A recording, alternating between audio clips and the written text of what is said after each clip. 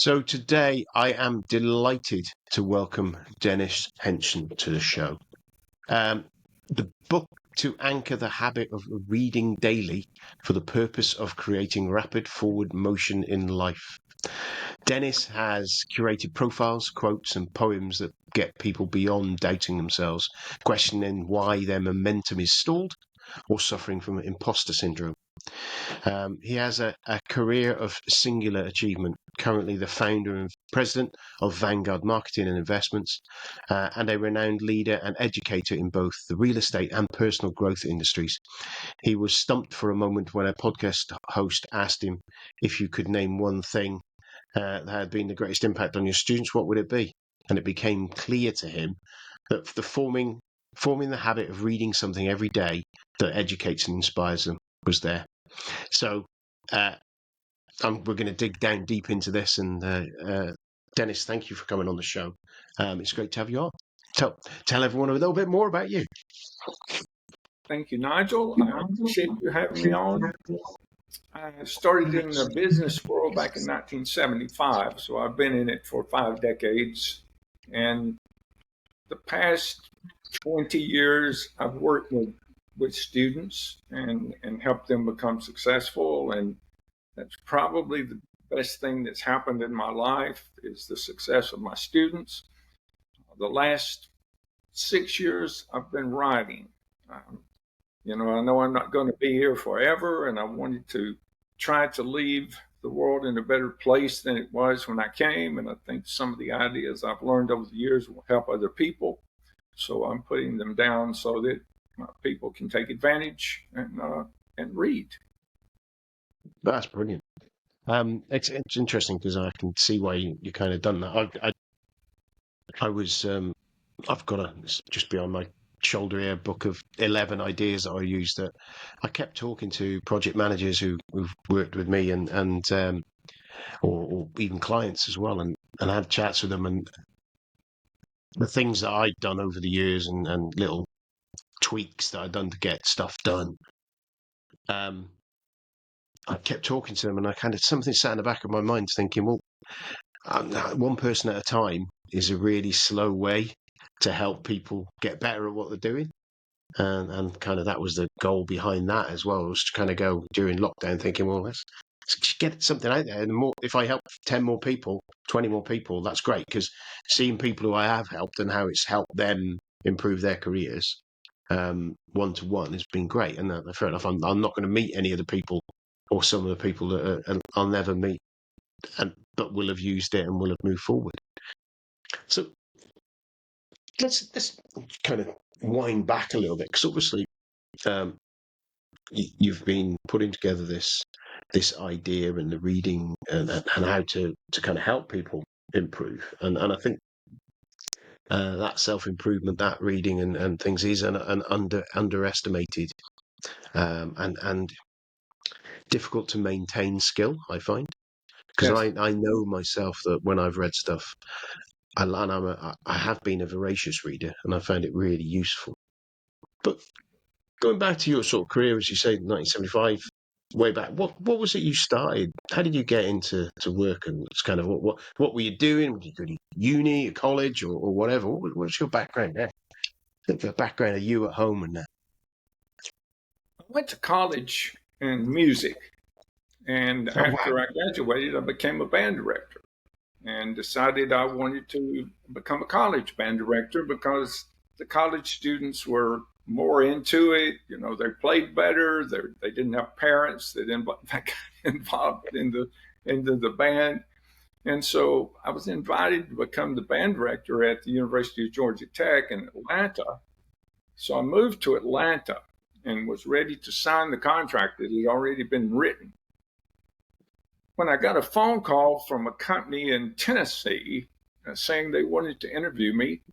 And I just turned them down. I said, I'm not interested in that. I've got the perfect job. I'm going to be a college band director. And so they kind of bribed me. They said, look, we'll give you a round trip ticket. We'll buy you a cigar. We'll pick you up in a limousine. We'll treat you to a steak. And all of that stuff sounded kind of interesting. But in 1975, a round trip ticket on an airline for a young kid was pretty nice. I thought, okay, I'll go up there and tell them no and get to take the trip. So I went up there and they did everything they said. And I was very impressed. It was a beautiful facility and big, and all the people that were working there were very wealthy. And I thought, wow, that's interesting. But I still wasn't convinced. So finally, we got around to talking about the salary. And the salary they offered me was 20 times the salary that I would get as a college band director. And I thought, my goodness, what I could do with that kind of money. And so I took the position. And the first thing they did was they gave me 3 books. They gave me Think and Grow Rich, Success, the Glenn Bland Method, and The Greatest Salesman in the World by Og Mandino. Nigel, when I finished those books, I had never read a self-help book. I didn't even know they existed. When I finished those books, I was a different person. I mean, I was so enthusiastic and I was just exuberant. So I thought, I've got to have more of this. You know, it was like a drug. I want to feel this way more. So I asked people. We didn't have Google back in '75. We didn't have the internet, so you had to ask people. So I'd find successful people and say, what are you reading? What kind of books have helped you? So I read a lot of books, but only a few of them had that spark, that motivation. So I started keeping a list. Early on in my career, I met Jim Rohn. And Jim said, write everything down in a journal. You never know when you're going to need it again. So I started writing those books down, and I joined a cassette tape club, motivational cassette tape club. It was in Waco, Texas. And you'd pay them a little bit of money every month, and they would send you 2 motivational tapes. You'd listen and send them back, and they'd send you 2 more. Well, that wasn't fast enough for me, so I bought a duplicating machine. And the day the tapes came in, I duplicated them and sent them back the same day. And I got a big library of motivational cassette tapes. Well, I had a large territory. I had all of North Florida and all of South Georgia, which is that's a big area. So I drove a lot. And as I listened to those motivational tapes, I would hear a poem or a quote or a story, and I would pull the car over and get my journal out and make a note of it so that I could come back to it. So I started the habit of that in the mid-'70s, and I continued to do that. So back in 2018, you mentioned earlier, podcasts were just getting started, 2017, 2018. So there was a big podcast in Houston, Texas, on real estate. And so I was invited to be on that. I had been speaking, and the host said, Dennis, your students are just amazing. Why are they so successful? There's all these gurus, but your students seem to just really do well. And I said, well, it's simple. I have them form success habits. If they can form habits of success, they'll become successful. And then he said, well, what's the number 1 success habit? I thought for a second, and I said, well, if they'll form the habit of reading something positive every single day that leads them toward their goal, which in this case was real estate, they will become successful much faster. So after that podcast was over, I thought, man, that was a great answer. Wouldn't it be great? Wouldn't it be wonderful if there were a tool of some kind to help people form the habit of reading every day? Because once they form the habit, then their subconscious takes over and they'll just do it every day. Then it hit me. For almost 50 years, I've been collecting books, short stories, poems, quotes, and I can put those in a book, and people can form the habit regardless of their time. So if they have 5 minutes, they read a poem. If they have an hour, they can read one of the books in the back. Or in between, maybe they're waiting on the plane, they got 30 minutes, they can read a short story. And if they get home and they're exhausted and they forgot to read that day, they can turn to the back of the book and read a quote. It takes 2 or 3 seconds and go to sleep thinking about something really positive. And I thought, well, I've got all this. I transferred it to my computer years ago, and all I have to do is just put it in a book, and in a couple of months, I'll be able to use this with my students, and everybody else will benefit. So I started working on it. That was in 2018. In 2024, it got published. So I had to get a lot of permissions. I had to do a lot of research. I had to find some of the stuff I'd written down that I didn't have the whole story. And so it took me 6 years, but it's really been well accepted. If you go to Amazon and look, I think I have 116 ratings or reviews and 5-star average, which is very difficult. I mean, anybody out there is an author, just getting reviews is difficult, but to maintain a 5-star rating and have hundreds of those, that's pretty special. So I'm excited about the book. I didn't write it to make $1 million. I actually wrote the book to help 1 million people, and you're helping me do that, because like Zig Ziglar said, if you can help enough people get what they want, you'll get what you want. And that's the philosophy. I'm writing a number of other books, and if people read this one and they like it, maybe they'll buy my other books. I hope so.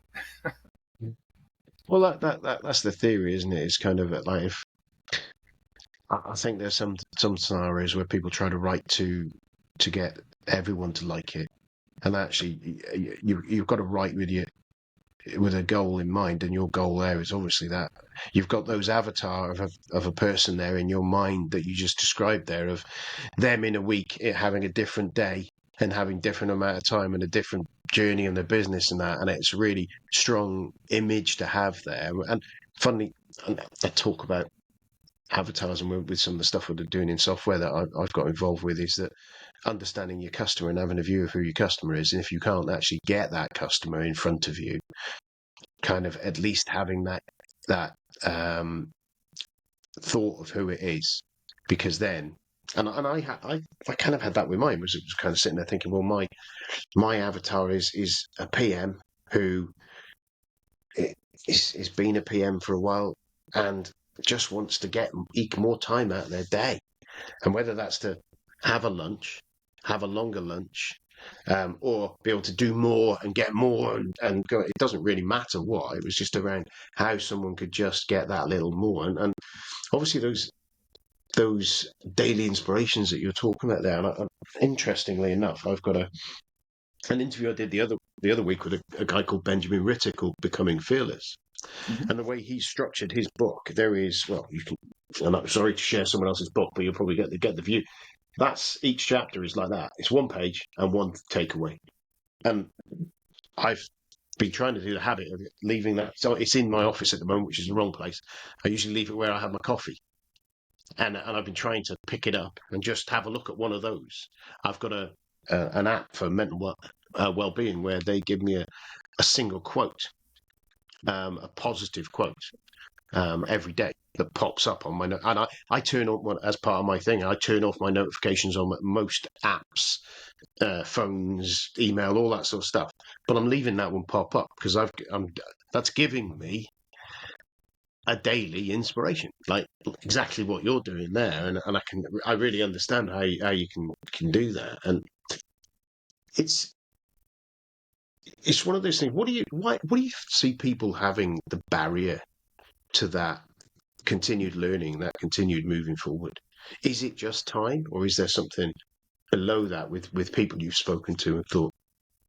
Well, everybody's creatures of habit, and whatever habits you have is what you're going to do. So it's not that they're intentionally not doing the thing that will help them the most.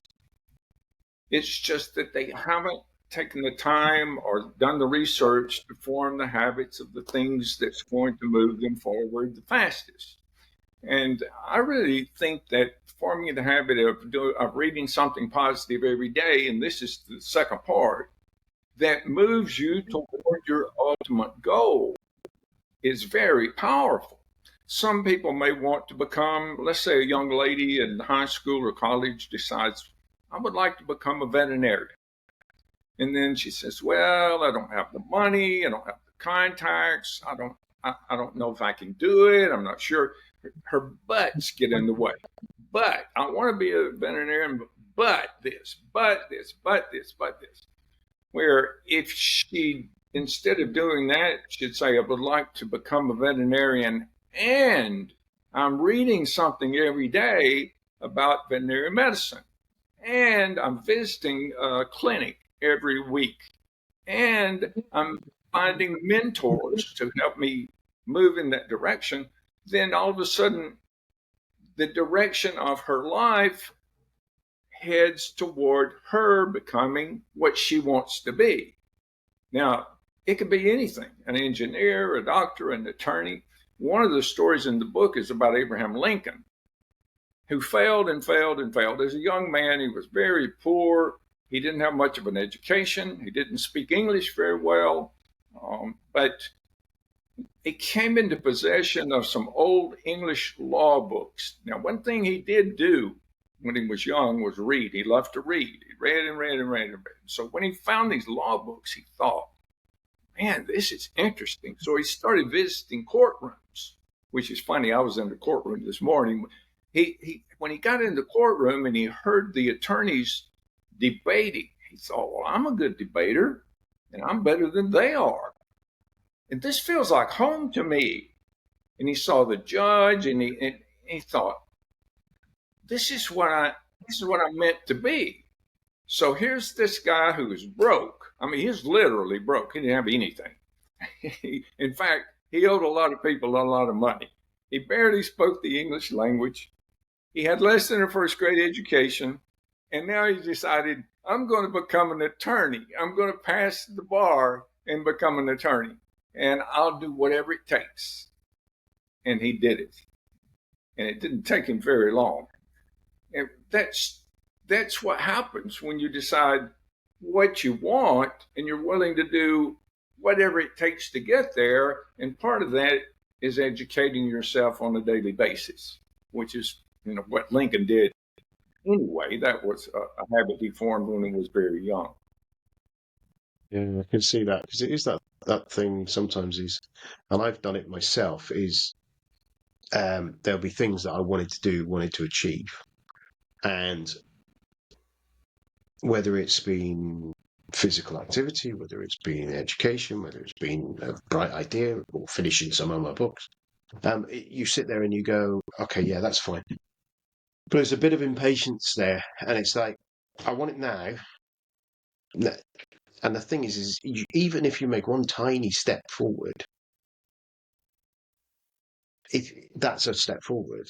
And sometimes we think, well, unless I can make a big step forward, what's the point? I'll wait until I can make that big step forward.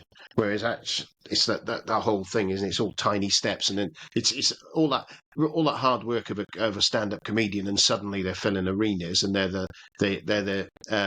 they've just come off the back of nothing, or a musician that's done the same. Whereas actually, they've spent years learning their trade, taking the hits, sleeping on sofas, sleeping in their car.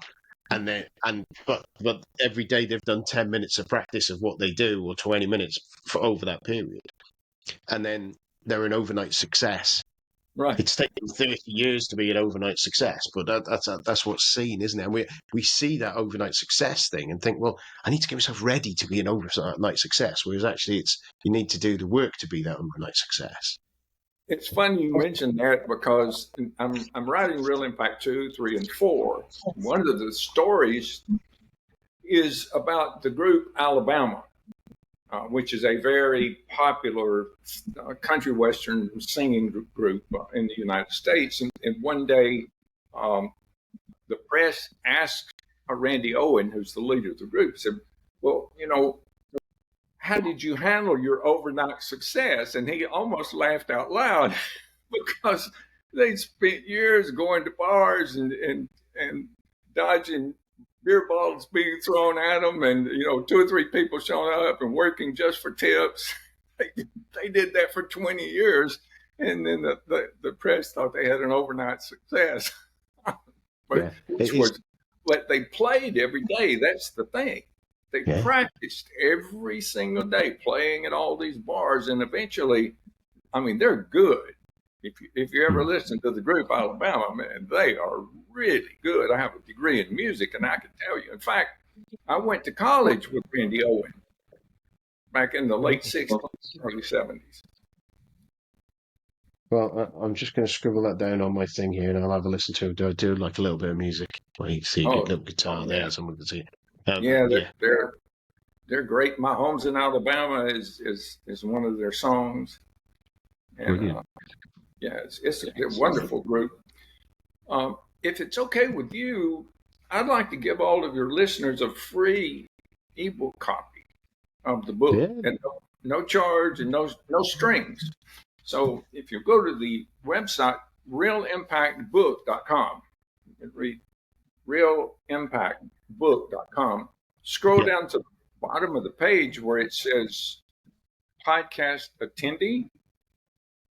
Then just click on that, put in your email address, your name. You'll get the book instantly. It's an instant download, and there are 2 other gifts. There's no strings. You will not be put on an email list. This book, I just want you to take the book and let it help you. Hopefully, you'll think of other people that it'll help. Maybe you want to give it to a niece or a nephew or someone graduating from high school or college, or a friend that's having a struggle, because this is a very motivational book. It'll pull brilliant. people out. So there's a link there when you get the free book that says, if you want to know when I write other books, click this link. Then you'll be put on a list so that when I write other books, and I have several more coming out, you'll get one email about the book. Hey, Dennis has got a new book if you want to check it out. But I hope that's something that everybody will take. I hope they'll use it, and I hope it changes their life for the better. Sincerely. Brilliant. Yeah, that's really good, because that is really generous of you, and I think it's um, again, it's that pay it forward sort of approach that you're talking about there, being able to help people without them, because there'll be people out there who just there'll be skepticism sometimes. And I think that's interesting, actually, because you mentioned 2 books before. You Think and Grow Rich, and the Old Mandino one, which I've got copies of both of those upstairs. And I've got a collection, well, I've got several of Og Mandino's book there, and a collection of books in the similar genre. I've got Jim Ron's book up there, a couple of his up there as well. And there's a perception of self-development, which I think is different now to what it was when I was growing up in the 80s. There's a little bit of woo-woo, you know what I mean, self-development kind of books that are around that things. And I know a lot of books are rooted in the sales industry, and that's probably part of the pushback on a lot of people, because sales is a dirty word, and obviously for a lot of people in the industry of real estate, that's what that job is, isn't it? It is sales. I don't know if it's the same, but there's a film called I Love You Man. I don't know if you've seen that, with um, Paul Rudd and Jason Segel, where Paul Rudd's a salesman and selling large houses in LA, I think it is, and he's trying to sell Lou Ferrigno's house and things like that. And some of the things that they do try and sell houses and stuff there, where they're probably caricatured, but I know it's a very tough and cutthroat business, and having that sort of persistence in those sort of roles, and having these sales techniques in there, I think there's a connection. Some people connect those things. There's Zig Ziglar and people like that. They're all there's an influence in it. But how would you classify that sort of stuff? Because it strikes me, and I've took it on board, is about we're all selling ourselves in all roles that we're in. whether those be friendship, whether those be work, whether those be family. There's an element of sales that we do in our lives all the time anyway. And those skills we do use them all the time. We just don't realize that's what they are. How do you see that? I'm just thinking about those books and the training that you're obviously using that sort of training, I would imagine, for the real estate students. Well, those books are life changing. I mean, they're not just about selling, they're about changing your mindset. They're about developing skills. They're about seeking wisdom and being persistent.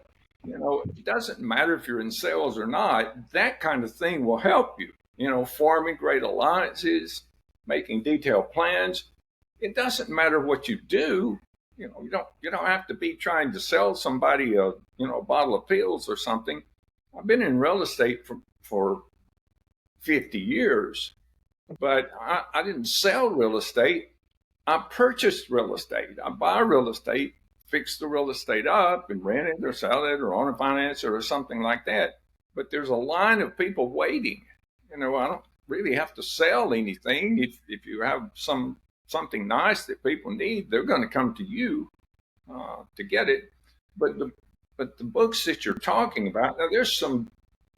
I mean, for every book I put on my list, I probably read 10 or 15 that didn't go on my list. Yeah. But the ones that did, like I Dare You, that's a powerful book. And The Science of Getting Rich, that book's 150 years old, but it's still powerful. I mean, there's some the books in here, if you just get this book and went to the back and read the books on the list, that would change your life. You don't have to read a word that's in the book. Just read the books that are on that list, because you couldn't pay somebody to read for 50 years and just pick out the very best motivational books. Now, how much would that cost you? It cost you a fortune to do that. I did it for you already and gave it to you for free. I think that's kind of hard to beat. And someone, I sent out an email to a friends list and said, I'm giving you this ebook for free. And somebody wrote back and said, well, it's not worth anything if it's free. And I thought, well, then stop breathing air and stop drinking water. Yeah. It's an interesting conundrum, actually, because I've kind of listened to author book podcasts and things like that, and you do get the thing of it where people will write a book or a number of books, and they'll think that again, it's probably the purpose of doing it, of feeling that giving away or giving it away cheaply as a book. And I know there's within the author thing, there's the kind of loss leader, which is a base business. It's a business concept that's been around forever, which is to attract a customer. You'll get a telecoms company do really cheap phone bills because they'll get you on that phone line, and then when it comes to renewal in 12 months, you'll just leave the auto renew on, and then it comes here. It's a standard business approach, and people, because it's such a creative activity, people kind of take umbrage on the fact that they're going, actually, this isn't. I'm giving away my art for free, but that pay it forward, that giving things away, it just, from my point of view, it seems to be a way of. There's a marketing side of it, but also it depends what you're doing it for. If you're doing it just for that, if you want people to read your story, or you want people to improve their lives in your case with what you're doing that in spite of the cost, in spite of the money, will, in my hope anyway in life, would pay back anyway. Oh, that's one of the principles. One of the laws of success, if you plant a seed, you don't get one seed back. You get thousands of seeds. And that's kind of the principle that I'm working on. If I help enough people, then things are going to go well for me. And I sincerely believe that. And you can read it. The stories in the book are so motivational. I had 100 stories. Well, if I had put everything I had in one book, it would have been, you know, too thick to Massive pick chunk. up. Yeah.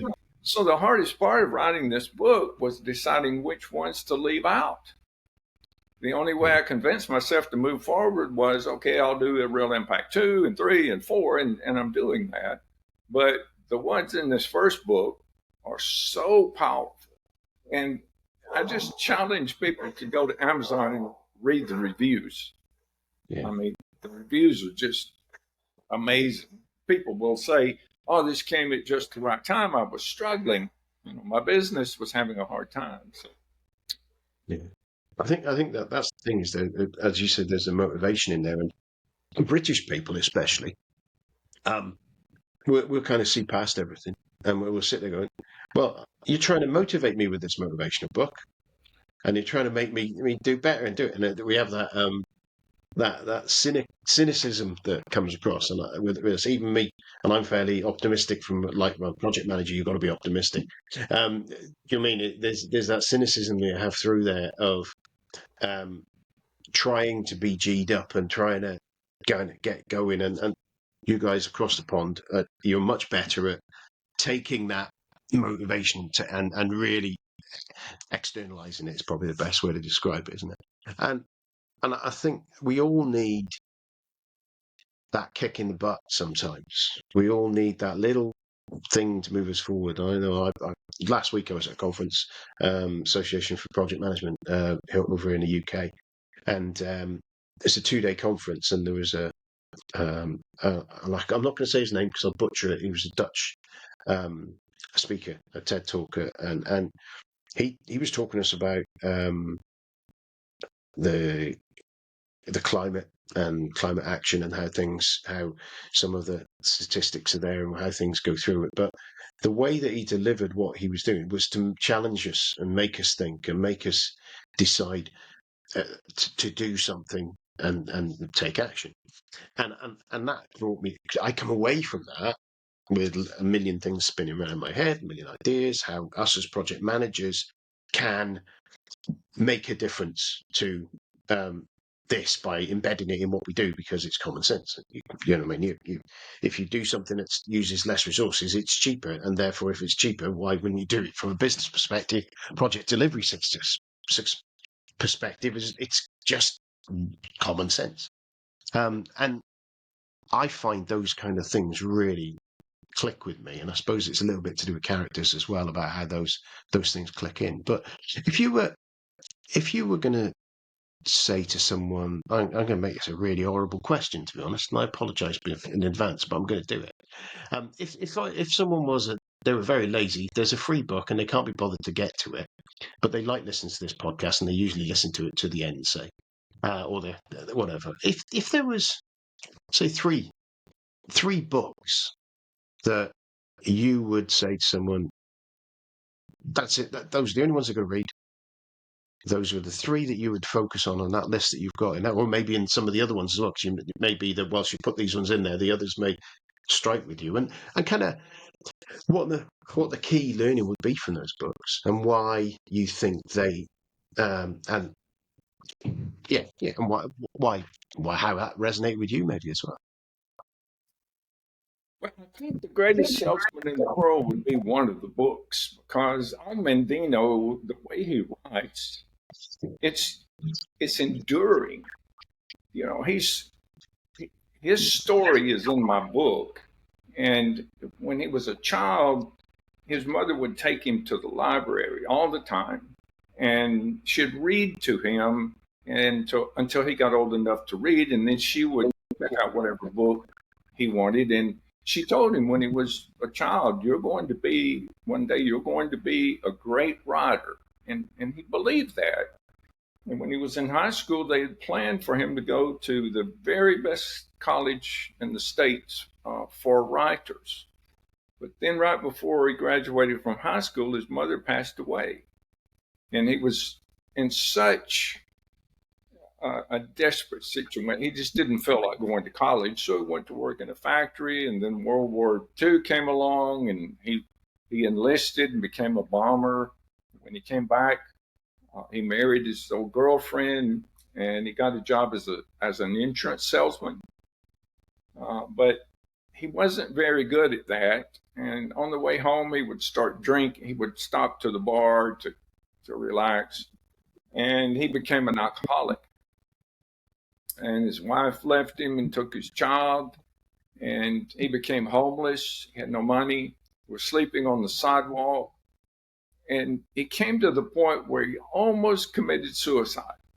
I mean, he came so close, the gun was there, and he had just enough money to buy the gun. And he thought, well, this will end all my problems.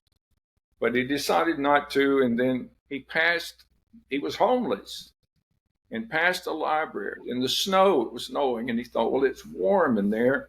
I'll go in the library. And when he got in, he remembered his mother reading to him and taking him to the light. So he kind of felt at home. So he found himself in the self-help section, and he started reading. And that changed his life. It turned his life around. And so now we have these books that were written by him. And if you wanted 4 books, you could just go find 4 books by Mendino, the greatest secret in the world, the greatest salesman in the world, the greatest miracle in the world. I mean, you wouldn't have to go any further than that. And I can tell you, when I wrote my book, my writings are patterned after the way he wrote. I mean, that's how much I appreciate him. I think he was one of the greatest authors ever. And his scrolls in the back of the first one, if you would take those scrolls and make habits of those, you'll be a different person very quickly, because those are powerful, powerful, powerful scrolls. And, you know, even though the name of the book is The Greatest Salesman in the World, those scrolls are not about selling. Those scrolls are about becoming a great, successful person, regardless if it's selling or it doesn't matter what it is. And that's kind of what my book is. It doesn't matter what your goal is. You can take this book and start moving in that direction very quickly. There's a picture on the front. And by the way, one of the 4 books I think you should get is this one. That's fair point. But do you see the picture of the lamp? Yeah. Well, the lamp is there. Lamp for listeners. It's the genie's lamp. That's right. Yeah. And so Aladdin found this old lamp, and he was cleaning it, and he found it was magic, and he could have anything he wanted. And the genie came out and said, you know, Master, what do you want? Well, that's the question.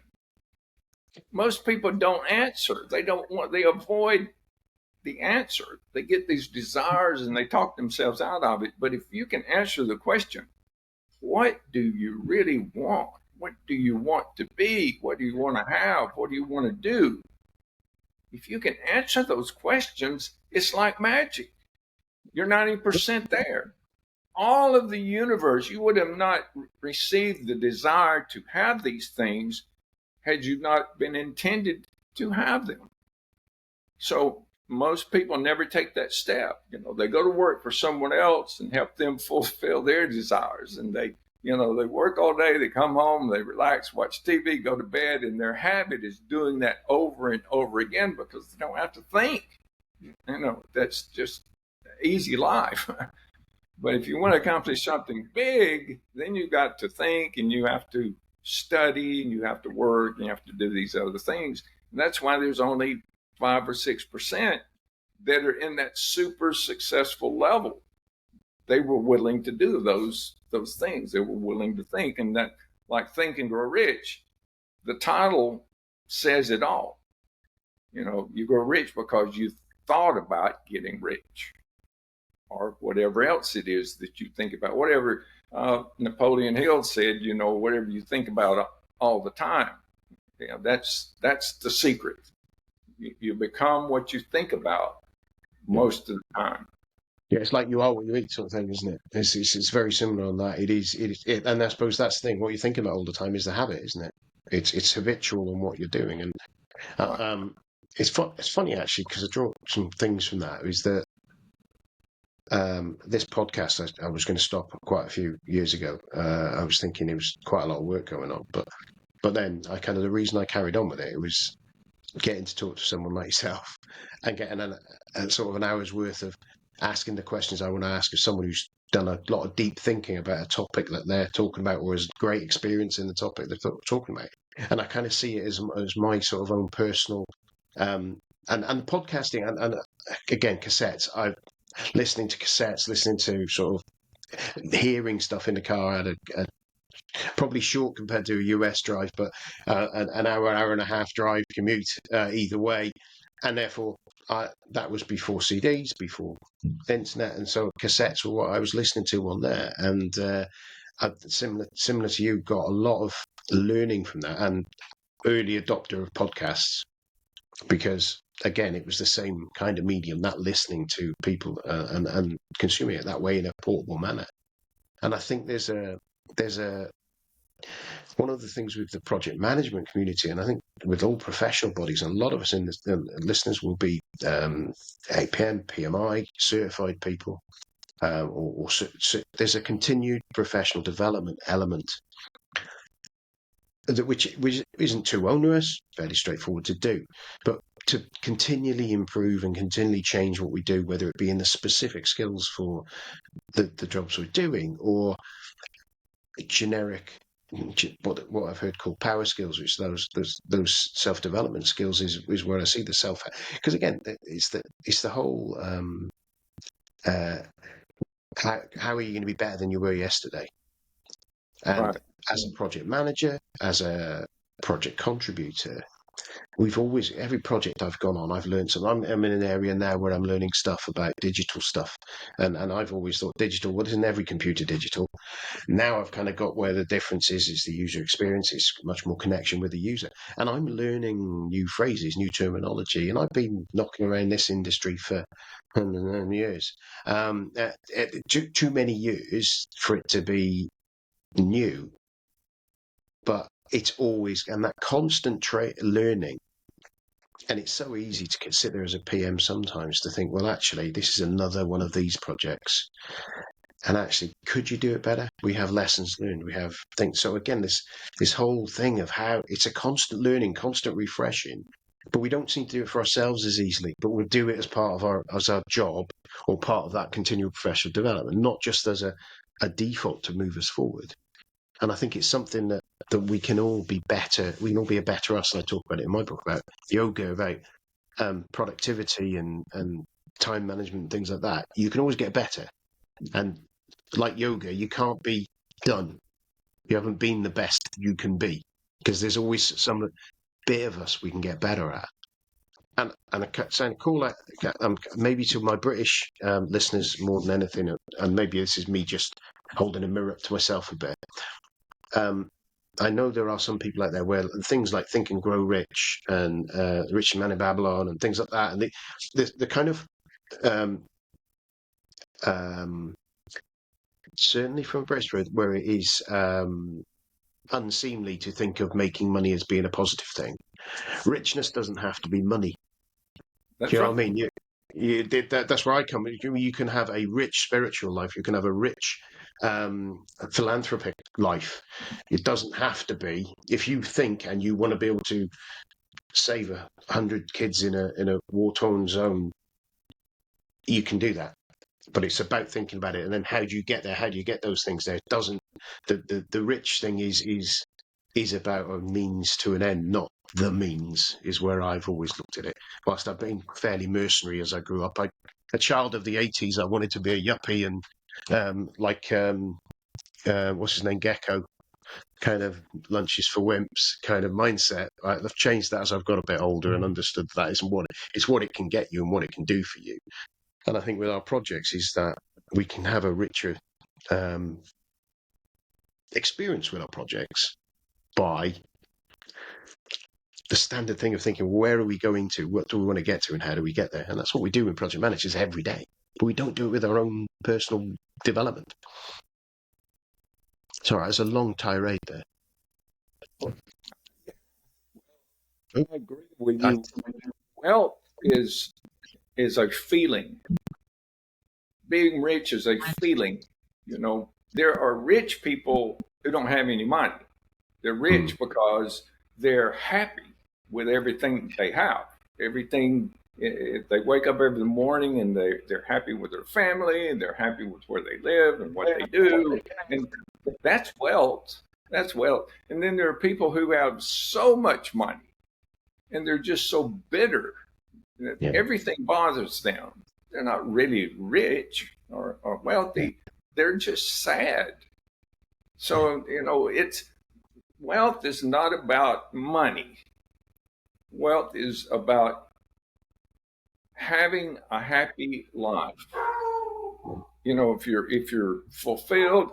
And one of the things that I like to talk about when I'm doing a speech is I call it the G vitamin. If you take the G vitamin, your blood pressure is going to be lower, people are going to like you better, you're going to live longer, everything's just going to be much better for you. And it's free. G vitamin is free, and that's called gratitude. So if you have a daily session of gratitude, then it's going to be really good for your health. It's going to be good for your relationships. It's going to be good for your sleep and everything else. But if you're always bitter and coveting and things, always looking for, I wish I had this, or I wish I had that, or wish things were better, it's just hurting you. It's not really helping you. And there are ways to get those things, but you can still be happy while you're doing it. So, you don't have to begrudge other people. Yeah, that's brilliant. That gratitude thing, I was on another conversation where someone talked about writing down three things that you're grateful for each day, and Yeah, I've struggled with seeing gratitude sometimes when times have been hard, and I'm not in a, you know what I mean? I'm in a middle class white bloke, straight, able bodied, in a stable, as stable as anywhere is these days, country. And even I'm finding that gratitude's quite difficult sometimes. And but when you do start doing that, I have noticed how it does make that little bit of difference. And it's kind of, I think part of that gratitude is, um, if you know what you want and you're going towards it, yes. well, everything is a step there, and you do it for others really well, and not necessarily for yourself very well. I remember it made me think of when my daughter was having some trouble at school. She wasn't enjoying school. So rather than how was school today, I changed the language to what's the best thing that happened at school today. And then and that we had a completely different conversation when she got home from school to if I said how was school. And That's it's good. just that reframing of it yourself. And it's again, if with yourself with the gratitude, it's kind of go to lie down in the bed at night, it's right. Or on our projects, we go, right, what went well today? We very much, a lot of the time, my role with dealing with exception reporting, so where things are going wrong, right, I need to dive in and help with that, dive in. And it feels sometimes like everywhere there's just fires to put out. And that's because there's that 5% of fires to put out and 95% of brilliance that's just going really well that you don't have time to recognize. And celebrating success and doing that again, it's that gratitude thing of we've got a team who's delivered this and we've got a customer who's really happy, but the thing that gets the attention is the thing that went wrong. And I think that gratitude, applying that in life and into projects, I think is really, can be really powerful. One of the things that makes school unpleasant for children, and I think if more schools embrace this, is why are you in school anyway? What is it that you want to get from school? When I was in high school and junior high, I was a terrible student. I made poor grades. I hated being there. But then one day I saw a college drum section, and I thought, I've got to be in that. I mean, I'll do anything to be in that. So I went to my band director and said, how do I get in that drum section? And he said, well, you got to go to college. And he said, well, your grades, you'll never get to college. And I said, well, we'll see. Maybe I can change my grades. So then school became a means to an end. I had to study because I wanted to study, because if I didn't study, I couldn't be in that drum section. And so the D's and F turned into A's and B's. And, 3 years later, I was marching in that band and playing in that drum section and was in college, which was like a miracle because none of my teachers would have ever thought that I would ever go to college. In fact, when I told them that I intended to, some of them laughed out loud. They thought that was really funny, but I showed them. So, a lot of success starts with, what do you really want? And if people are listening to this and they haven't really sat down and thought, what do I really want in life? What do I want to see? What do I want to do? How do I want to be remembered? Those are very powerful questions. And if you can answer them, it may change how you feel about your life and how enjoyable it is. Yeah, absolutely. Those things, because if you're not moving forward towards what you think you want, perhaps you don't want it. And actually, to be fair, things change in life. Depending on what's going on, you adjust and you need to reevaluate it regularly. Well, as a project manager, if you don't know what the project is that you're trying to accomplish, you're never going to accomplish anything. And Exactly. in life, more important than a single project. Yeah, absolutely. And then those projects become part of what that is to deliver that. So yeah, that's brilliant. So Dennis, we're coming up to the top of the hour just now, and a good chunk through there. And I took us through a couple of rabbit holes.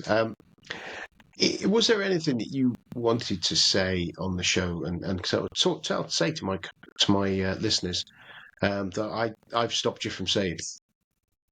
Well, you haven't really stopped, but I would hope that everyone would go to realimpactbook.com. It's a fun website.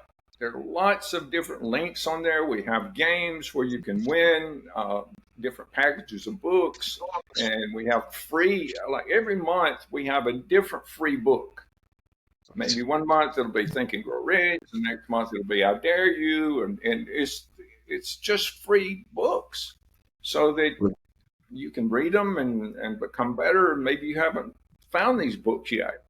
And there's a place there where it says Help the Children, where it's a GoFundMe program. If you want to donate, we give these books to disadvantaged communities, to libraries and small schools that are having a hard time.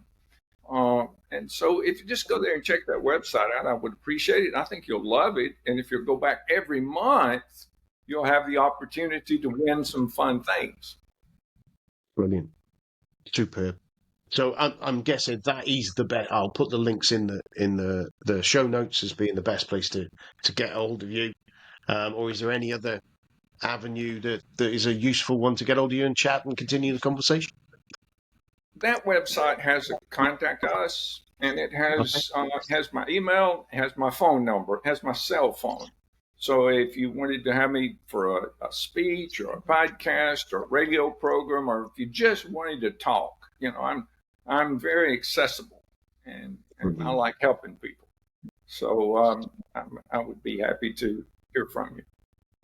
Brilliant. Well, Dennis, thank you so much for agreeing to come on the show and being such a fascinating guest. All I can say is, thank you, and you have a wonderful rest of your day.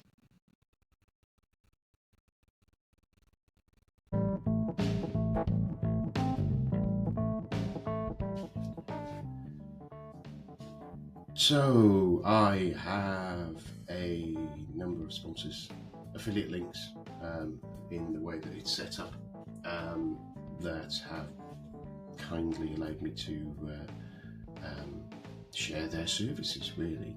The first one is Mike Clayton, and Mike runs online PM courses, and it is a great resource for getting those fundamentals of project management trained, reasonably priced, and Mike presents it in an accessible and clear manner.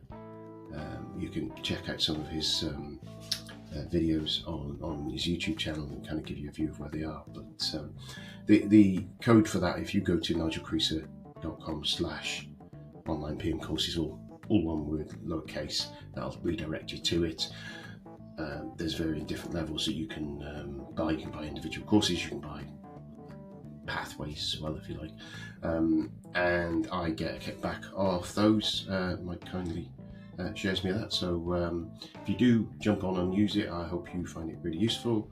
I think he has money back guarantees and things like that as well. So there's very limited risk on that. So jump on that. And that again, it's nigelcruiser.com/online PM courses. And enjoy.